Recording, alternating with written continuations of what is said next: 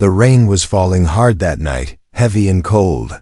The kind that soaked through clothes in minutes and made the streets shine like black glass. Inside the small diner, the windows fogged up, and the air smelled of soup, wet boots, and coffee. That had been sitting too long on the burner. It was nearly closing time. And only one man was still working, Joseph, a middle-aged black waiter with tired eyes and a gentle heart. Joseph wiped the counter slowly, listening to the sound of the paw. Rain tapping on the windows. The diner had been quiet all day, not many customers, not many tips. Just another long shift in a life full of long shifts. He had been working there for over 15 years, never late, never loud, always polite. He didn't have much. Just a small old house a few streets away, a radio with a broken antenna, and a dream he had stopped chasing a long time ago. As he turned to clean the coffee machine, he noticed something outside the glass door. Two small shadows stood under the flickering street lamp. Barely moving, he looked closer, squinting through the foggy glass. It was two kids, a boy and a girl, wearing torn coats that looked far too big for them. Their shoes were soaked, and their faces were pale. The girl held the boy's hand tightly, and both stared at the plates left behind on a table by the window. Joseph paused, something tugging at his heart. He opened the door and stepped out, the cold rain hitting his skin like tiny needles. "Hey," he called out softly, "you two okay?"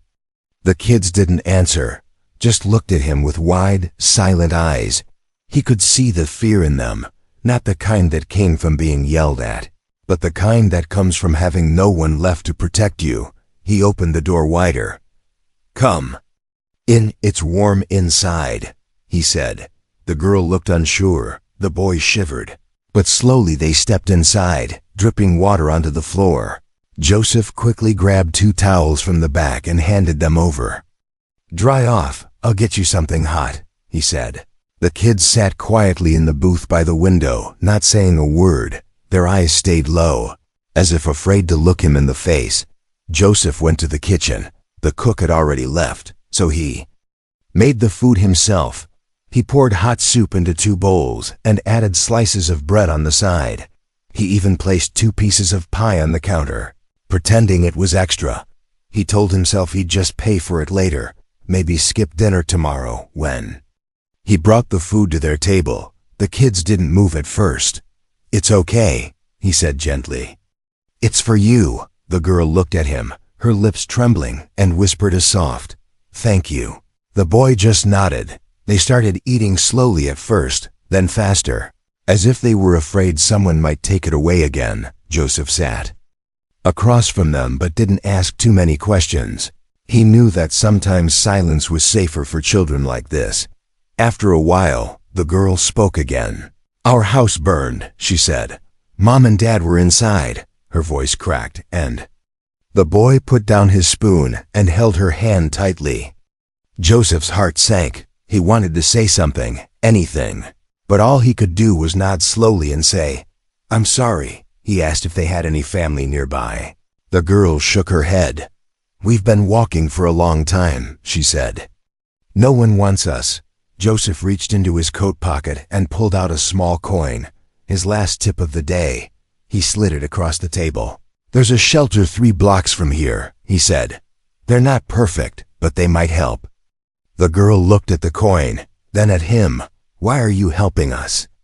she asked. Joseph smiled softly. "Because someone helped me once, when I was just a little older than you," he said. "That's how it works. You keep it going." He stood up, went to the back, and found an old umbrella leaning near the door. He gave it to the girl and handed the boy a plastic bag filled with extra bread and cookies from the kitchen. "These should last you the night," he said. "Don't stop walking until you see the yellow sign that says Mercy House. Knock on the door and show them this."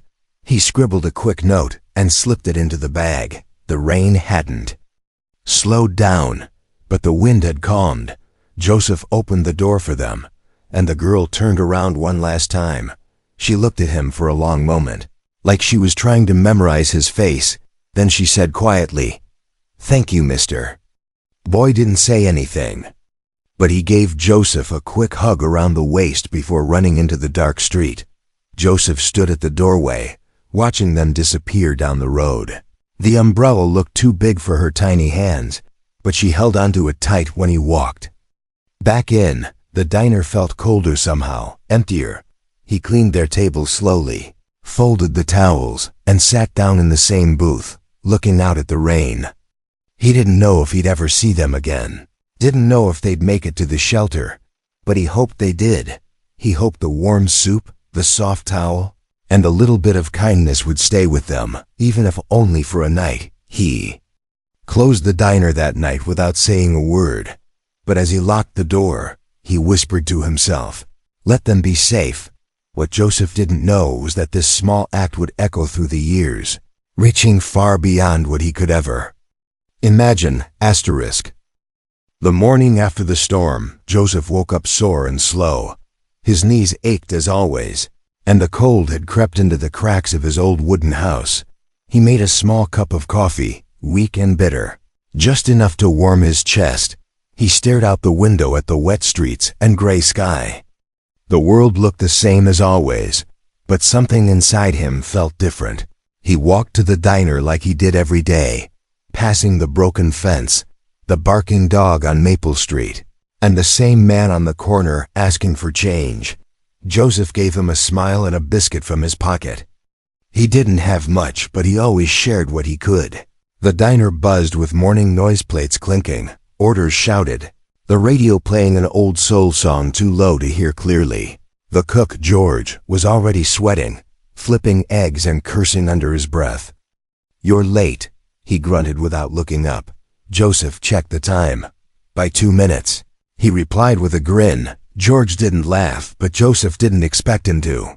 He tied his apron and got to work, pouring coffee, cleaning tables, and greeting regulars by name, but his eyes kept drifting to the booth by the window, the same booth where the 2 kids had sat just hours ago. He could still see the damp towels, the empty bowls, and the way the girl had clutched the umbrella like it was treasure. Part of him wished they'd come back, just so he could know they were safe. Another part of him knew they probably wouldn't. The day dragged on, full of noise but empty of meaning. No one noticed anything different about Joseph. No one knew what he had done the night before. He didn't tell anyone, not even George. It wasn't a story he needed to share.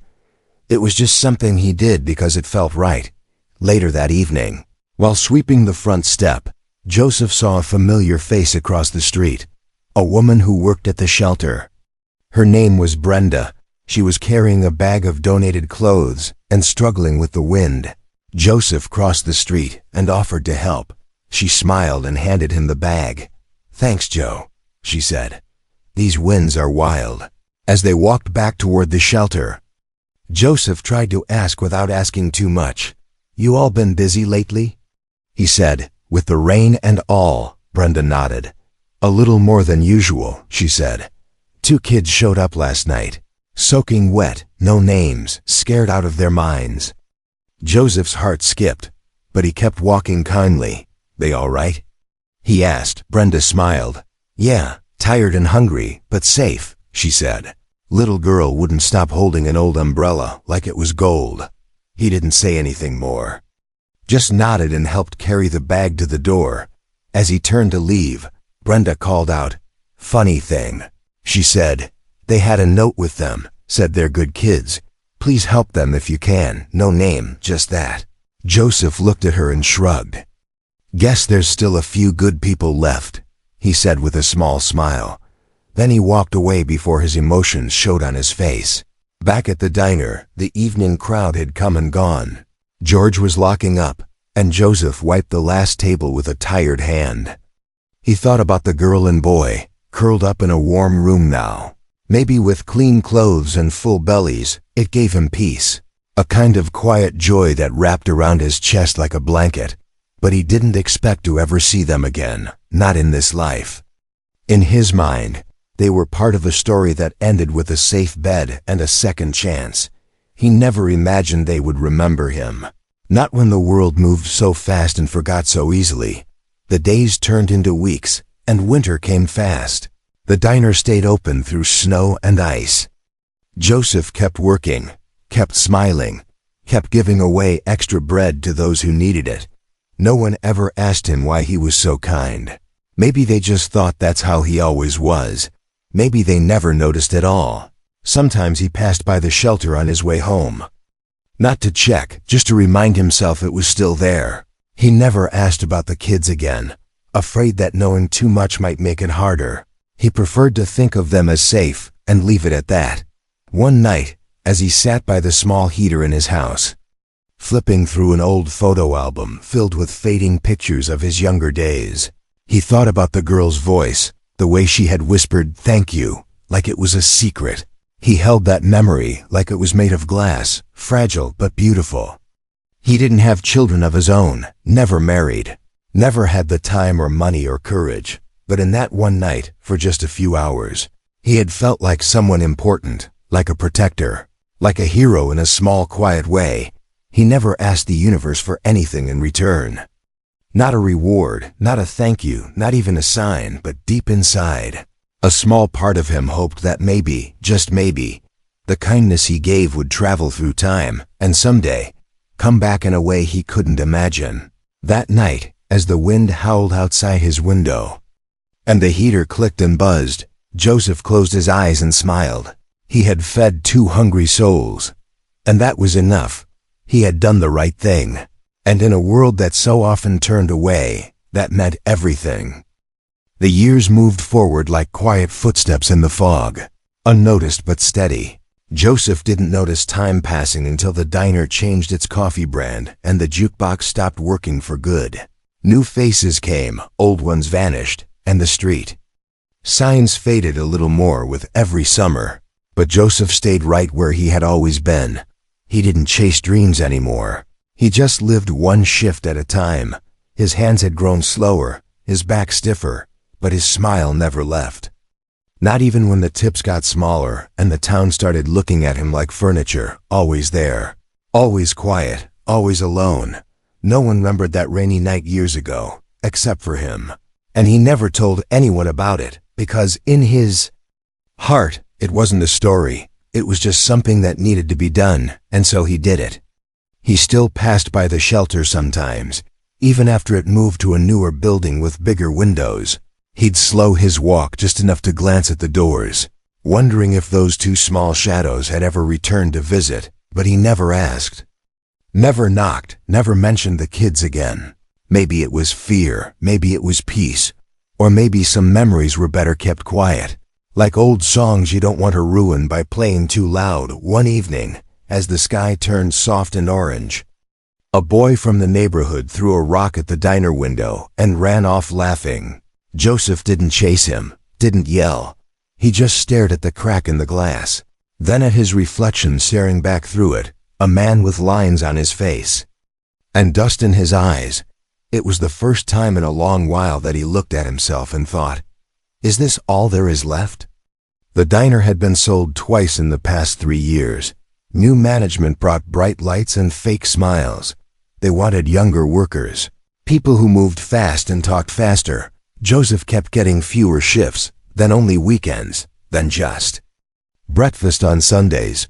But he showed up every time, clean shirt, apron pressed, and a warm good morning on his lips, even if no one answered it.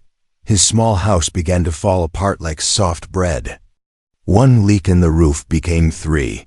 The door squeaked loud enough to wake neighbors, and the heat stopped working last winter. But Joseph didn't complain. He added another blanket, wore 2 pairs of socks, and prayed quietly before bed. He told himself there were people worse off. And besides, he still had hands that worked and feet that could carry him forward. The town didn't see him anymore, not really. People passed him by, eyes on their phones or minds somewhere else. Sometimes he waved, sometimes he didn't bother. He once helped a woman push her broken-down car across the street during the heat. Wave, she didn't say thank you, but Joseph smiled anyway and walked home with sweat dripping down his back and hope clinging to his shoulders like it didn't want to leave. He never talked about the pain in his knees or how sometimes his hands shook when he tried to count change. He never asked for help, Not when the pipes froze. Not when he had to choose between dinner and medicine. Not when the light bulbs went out one by one. He just lived, quietly, kindly, the way he always had. Sometimes he'd sit at the bus stop after work, not to catch a ride, but just to listen. People talked on phones, argued, laughed, cried. He listened like the world was a radio, tuning into stories he'd never lived, but still wanted to understand. It made him feel less invisible, less forgotten. One night, the diner was empty again. A storm beginning to grow outside like a low drumbeat in the sky. Joseph wiped the same table twice, not because it was dirty, but because it gave his hand something to do. That was when he saw it again, the booth, the window, the reflection of two tired children with shadows in their eyes. Of course the booth was empty, and the rain hadn't started yet, but in his mind, the memory was fresh like yesterday's bread. He sat down in that booth for the first time in years, rested his arms on the table, and let the silence press around him. He thought about those two small faces, how the girl's voice trembled, how the boy's hug was quick but honest. It was the only hug he'd received in a decade, and maybe the only one that ever really mattered. He looked outside at the same street lamp, flickering like it always had, and whispered softly, "Wherever you are, I hope you're okay." No one heard him, but he didn't say it for anyone else. It was a small prayer, sent into the wind like a paper boat. What Joseph didn't know was that the boat had landed, not in water, but in the hearts of two children who had grown into something more. Something powerful, something grateful, something quietly searching. He didn't know that a story long forgotten by the town was still alive in someone else's chest, beating like a drum that wouldn't stop until it found its rhythm again. 20 years may seem like forever, but to some memories, it's only the start of something bigger. And while Joseph sat in that booth, thinking his kindness had faded into silence, somewhere far away, a pair of eyes were looking at a map, a screen, a name they never forgot: Joseph Green. The world didn't clap for quiet men like Joseph Green. No awards, no headlines, no shining lights blinking his name across the sky. Just silence, dust, and the familiar squeak of his door as it opened into a lonely home. The same chair by the window, the same cracked mug filled with cheap instant coffee, the same coat hanging by the door that no longer kept out the cold. His body was getting slower, but the weight in his chest stayed the same, not heavy, just quiet. The kind of weight that grows roots and becomes part of you. The diner had finally cut him from the schedule. They said it kindly, called it retirement. Gave him a small card signed by people who barely knew him. The card said, "Thank you for your years." But no one stayed for cake, and Joseph didn't expect them to. Now the days passed like smoke, curling around him and vanishing before he could hold them. He woke early out of habit, sat on his porch with a blanket wrapped around his knees, and watched the world move on without him. He wasn't sad, not really, just quiet, like someone who had forgotten how to take up space. His fridge hummed louder than usual these days. The walls creaked like they were tired too. Sometimes he spoke to himself just to hear a voice, a whisper in the stillness. "All right, old man," he'd mutter. "What's the plan today?" And the silence would answer him back with nothing. Just the ticking of a second-hand clock, too slow to catch the present. On Thursdays, he walked to the market with his little cart that had one wobbly wheel. He bought canned soup, bread, a single apple, and one chocolate bar he saved for Sunday evenings. He never said no to people asking for change, even when he barely had any. "Here," he'd say, placing a coin in a shaking hand. "Don't forget to be kind when it's your turn." Sometimes the world gave nothing back, but Joseph still gave what he had, like he always had. Not because someone was watching, but because it was in his bones. Kindness that asked for no return. One night, as the wind scratched at his windows like a ghost with no home, Joseph sat by the heater and opened a shoebox he hadn't touched in years. Inside were old photos, yellowed papers, and one folded napkin from the diner with a child's messy handwriting on it. "Thank you for the food, mister," it said, and below it, a shaky drawing of a flower with smiling faces. He didn't cry. Not because he wasn't moved, but because the memory had dried its tears long ago. He touched the paper gently and said, "I hope you two are all right," just like he did every now and then, just like a habit, not expecting anything back. He placed the napkin on his table, beside the candle he sometimes lit when the power flickered out. The flame danced in the reflection of the glass window, tiny, warm, and alive, like the only thing that remembered him. But Joseph's body was not what it used to be. One morning, he tried to stand and his legs didn't answer right away. He fell against the wall, slowly, quietly, like a tree leaning into its final season. He didn't scream, just sat on the floor, breathing slow, whispering to himself, "Just a bad morning." That's all. The pain came and went like visitors. Some days were better. Some days he couldn't finish his tea without spilling it on his lap. But still, he dressed, he walked to the front steps, and waved at the passing kids who never waved back. Still, he smiled. The neighbors didn't check in. They assumed he had family somewhere, assumed someone else would care for the quiet old man with kind eyes. But no one came, no letters, no calls. No footsteps on his porch, except his own. The world had turned its page, and Joseph was left on a chapter that nobody read anymore. Then came the night when everything changed. It started with a sound no one expected, not in a town like this, not on a street like his, a rumble in the sky, louder than thunder. Closer than any plane, the windows rattled, dogs barked, and lights flickered as something massive and sleek hovered above Joseph's house. It was a helicopter, big, black, and marked with a golden emblem that no one in the neighborhood recognized. People ran to their porches, phones in hand, eyes wide, all wondering the same thing. Who could it be for? Why was it here? But the helicopter didn't land in the rich part of town, didn't hover above the mayor's office. It lowered itself, slowly, like it was bowing to someone. Right in front of Joseph Green's sagging porch, Joseph sat inside, frozen, the sound pounding in his ears like war drums. He thought maybe he was dreaming. Or worse, maybe he was dying. But then the door knocked, loud, sharp, and real. A man in a dark suit stood there, tall, clean, and holding something in his hands. "Mr. Joseph Green?" the man said with a calm, respectful voice. "We've been looking for you." Joseph's hands trembled as he opened the door, and the man stepped aside, revealing someone else, someone younger, strong, and familiar in a way that made Joseph forget how to breathe. The young man stepped forward, his voice cracking as he said, "Uncle Joe, is it really you?" Joseph stared, mouth open, heart pounding, as the storm inside him began to clear.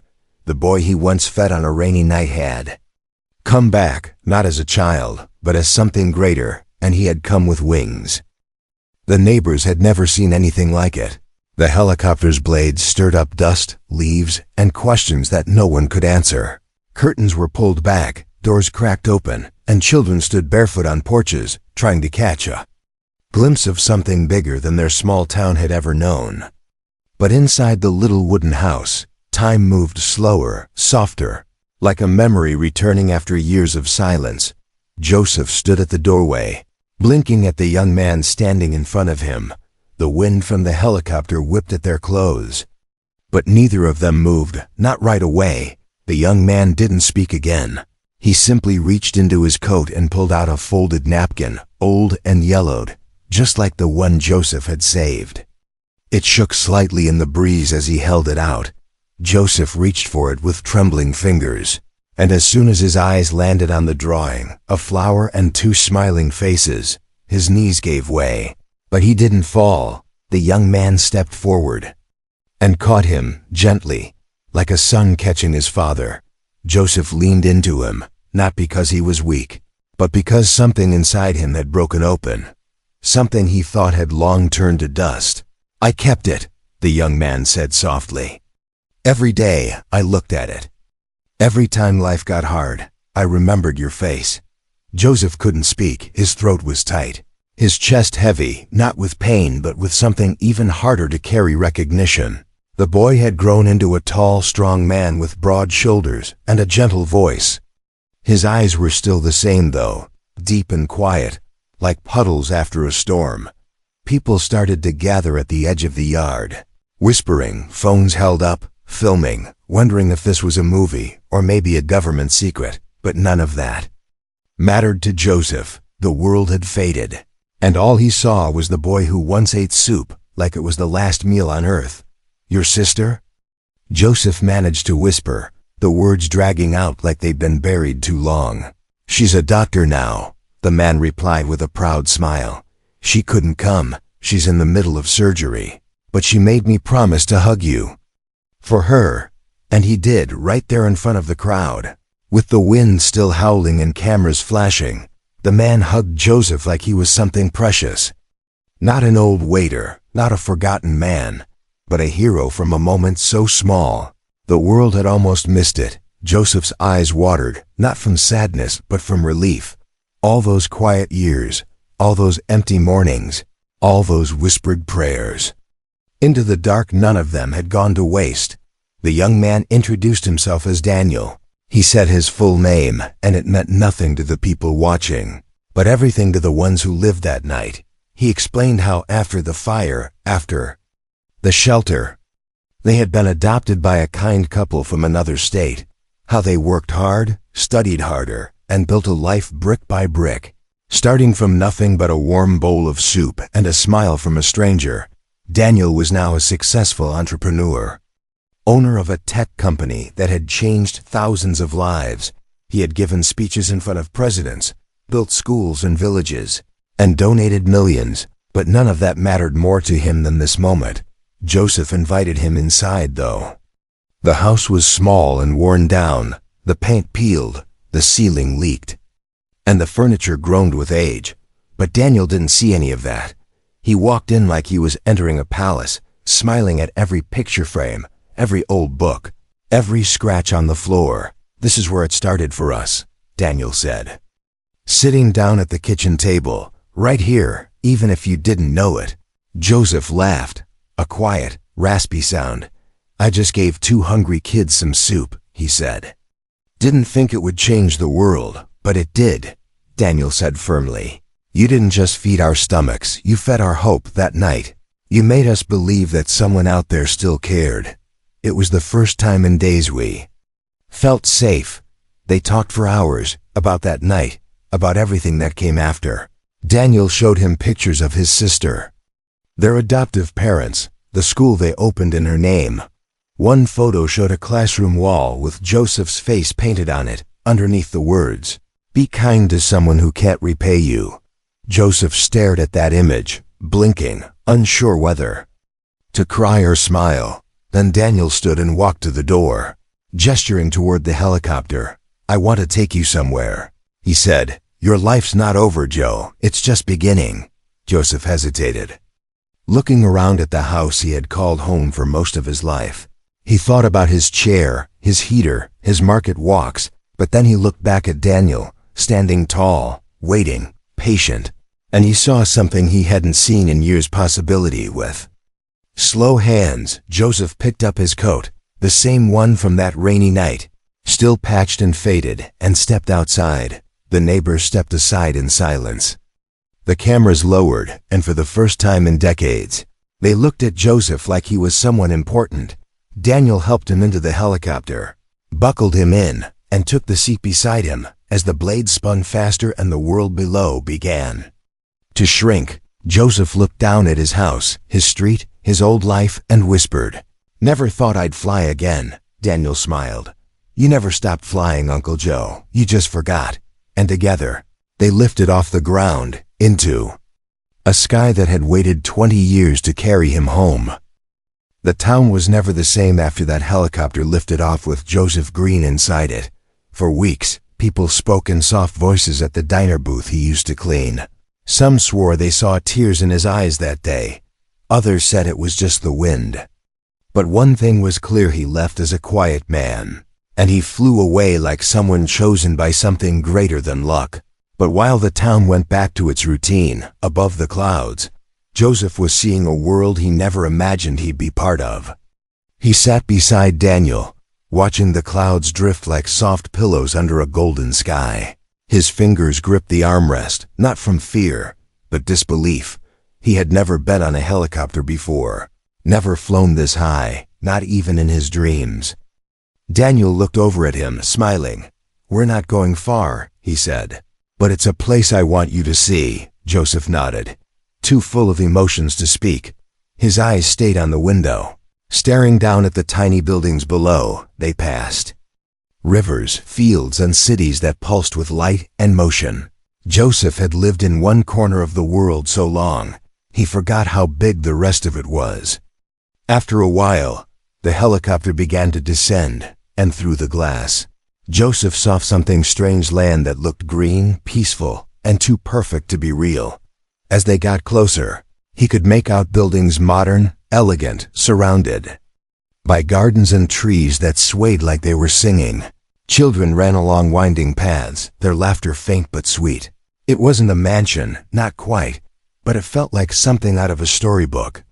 The helicopter landed gently in a clearing, and the moment the blades stopped spinning, a group of people walked toward them, men and women in uniforms, smiling wide, standing with their hands behind their backs, waiting like they were about to welcome royalty.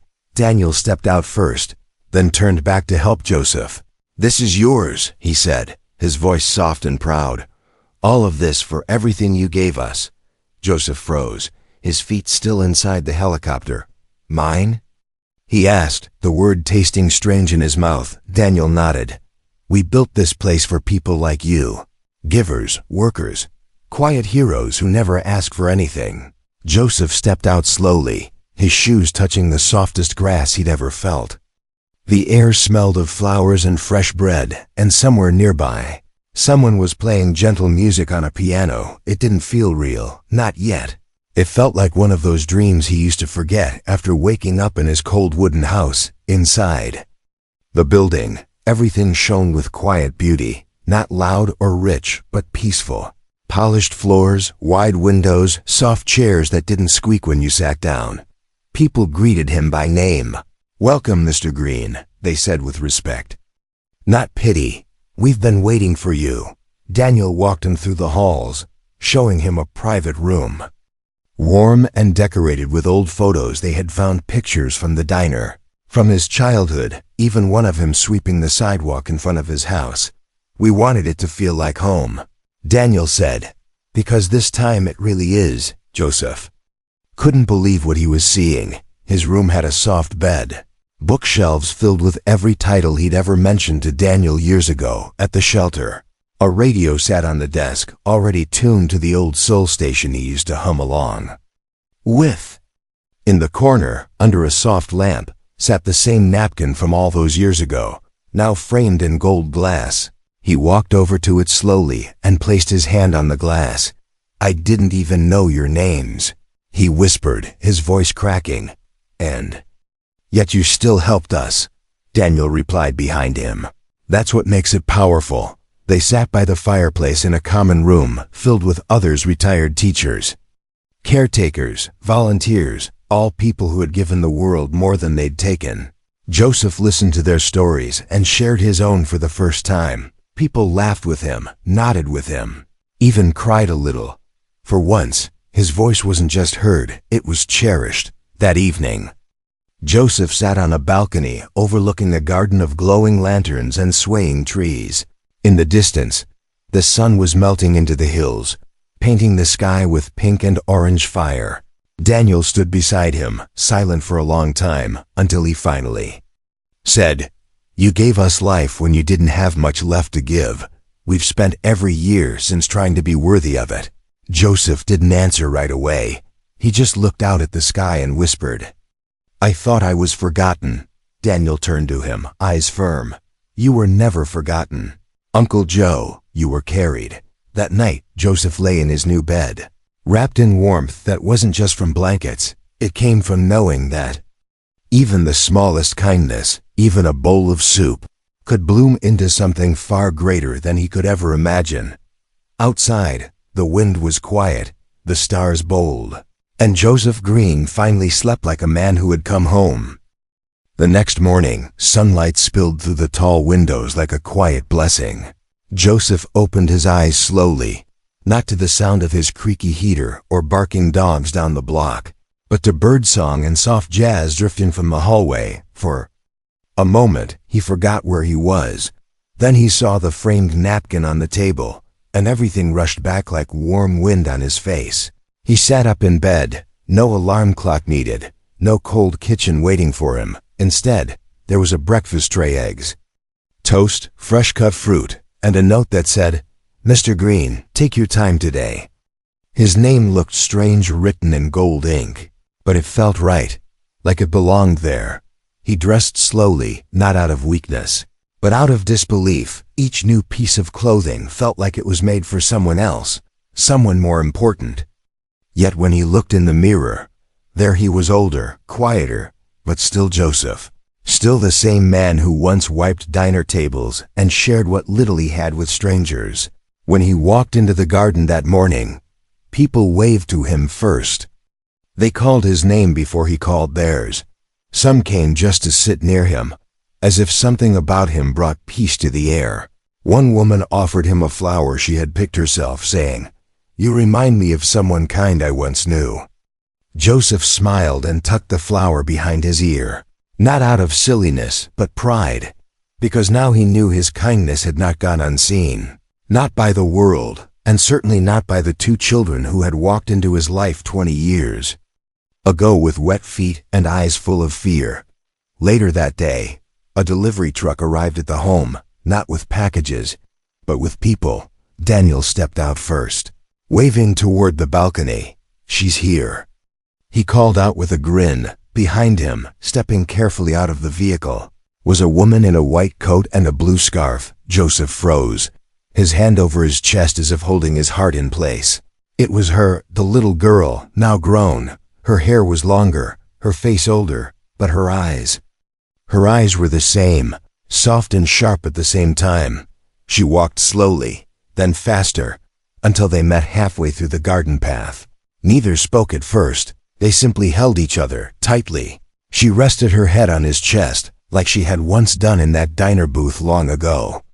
And Joseph held her close, whispering her name only once, because he didn't need to say it twice to believe it was real. "I became a doctor," she said at last, her voice trembling, "because I remembered your hands, how they shook when you handed us that soup, but never spilled a drop." Joseph chuckled softly. "They shake more now," he replied, "but I still don't spill much." She laughed and wiped her tears. "Daniel told me what you said, that you gave because someone once helped you," she said. "That's why we built this place. Not just for you, but for people like you, the ones no one thanks." That evening, they held a gathering in the courtyard. Not a party, not a ceremony, just a quiet celebration. Residents and staff gathered in a circle of candles. Each person shared a story about kindness, a moment when someone helped them without expecting anything in return. Joseph sat in the center, not as the guest of honor, but as the root, the seed from which every story had somehow grown. Some of them didn't even realize it, but all the paths led back to one man, one night, and one act of love that asked for nothing back. When it was Joseph's turn to speak, he stood slowly, looked around, and said only this: "Kindness is like a meal you share with someone hungry. You don't ask their name, you just make sure they eat." The candles flickered in the wind, but none of them went out. Later, as the sky filled with stars, Joseph sat alone in the garden, looking up. His legs didn't ache as much anymore, or maybe he just didn't notice, because his heart was so full. It made every other pain small. Daniel and his sister sat nearby, not saying much, just being there. And that was enough. In that silence, Joseph realized something that made him blink back tears he didn't expect. For so long, he had believed that kindness vanished into the world like smoke. But now he knew it returns, not always fast, not always loud, but always when it's needed most. And sometimes it returns with a helicopter. Years passed, not quickly, not slowly, just gently, like a song you don't realize has been playing until it stops. Joseph Green lived each day like it was borrowed time, but treated it like it was gold. He woke every morning with warmth in his chest, not from blankets or heaters, but from being seen, known, remembered. The care home Daniel and his sister built wasn't a place to wait for the end. It was a place where quiet heroes were brought back to life. Joseph became its soul without trying. He didn't give speeches. He didn't act wise. He just sat with people who needed company. He held shaky hands, listened to the same stories twice, sometimes 3 times, and offered the same smile that once changed 2 children's lives on a rainy night long ago. Children visited on weekends, brought by teachers who wanted them to meet Mr. Green, the man whose name was now on the welcome sign at the front of the home, engraved in silver. Not as a donor, but as a reason.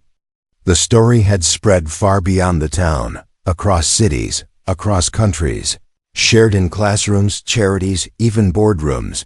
A simple truth carried in every version: 1 bowl of soup, 1 act of kindness, 1 man who never asked for anything back. But Joseph didn't care about the fame, or the way strangers looked at him with awe.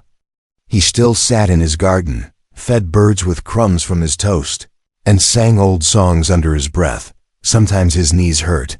Sometimes he forgot where he placed his reading glasses, but his heart stayed sharp, and his memory, especially that one memory, never faded. On the anniversary of the night that started it all, Daniel and his sister planned something small, just family and close friends. They called it Joseph's Day, though he laughed and told them to stop making such a fuss. But they didn't listen, because people don't forget the ones who saved them, even when the hero tries to stay humble. That evening, lanterns were lit across the courtyard, 1 for every person Joseph had quietly touched. Every resident held one, every staff member too, and even the cook who once joked Joseph couldn't eat spicy food without crying. As the sky turned dark, Daniel stepped forward and cleared his throat. 20 years ago, a man saved our lives, he said. We didn't know his name that night, but we never forgot his face. He gave us food, a note, and hope. Tonight, we return a small piece of that gift. Then Daniel pointed to the far end of the courtyard, and a curtain dropped, revealing a statue, carved in bronze, simple but full of soul. It showed Joseph kneeling with a bowl in his hand, offering it to 2 small children, whose faces were turned upward in wonder. Below it were the words, "Be kind when no one is watching. Someone always remembers." Joseph stared at it, eyes wide, lips parted. Then he laughed, not loud, but with the joy of a man who had lived long enough to see the seeds he planted bloom. In ways he never expected, the statue didn't make him feel proud, it made him feel complete. Like the circle had closed, and the echo of that rainy night had finally landed where it belonged. A few weeks later, Joseph sat beneath his favorite tree, the one by the fountain that trickled like a soft lullaby. He held a photo album Daniel's sister had made for him, pictures of the diner, the shelter, the garden, the children, and the statue. Each page felt like a heartbeat captured in paper. When the wind picked up and the sunlight slipped behind the trees, Joseph closed the album gently. He leaned back in his chair, hands folded in his lap, and whispered something no one heard, but the wind seemed to carry it anyway. That night, Joseph Green passed in his sleep, peaceful, quiet, like the life he lived. No pain, no fear, just stillness, and a smile still soft on his lips. The next morning, people walked the garden in silence, lighting candles, placing flowers, and leaving handwritten notes beside the statue. Some didn't even know him personally, but they had heard his story, and it had changed them. Daniel stood before the crowd, holding the framed napkin once more. His voice broke as he spoke. He thought he was forgotten, but he became unforgettable. He fed us once, and we've been full ever since. The story of Joseph Green didn't end with his passing. It began again in every act of kindness that followed, in every child taught to give, in every stranger who chose to help without being asked. And so the man who once believed he was invisible became a legend not by shouting, but by giving, not by wealth, but by warmth, not by power, but by presence. And somewhere, on a rainy night, in some distant town, a pair of small hands might reach for help, and someone might remember the tale of the quiet black waiter who gave without asking why, and offer hope, just like he did.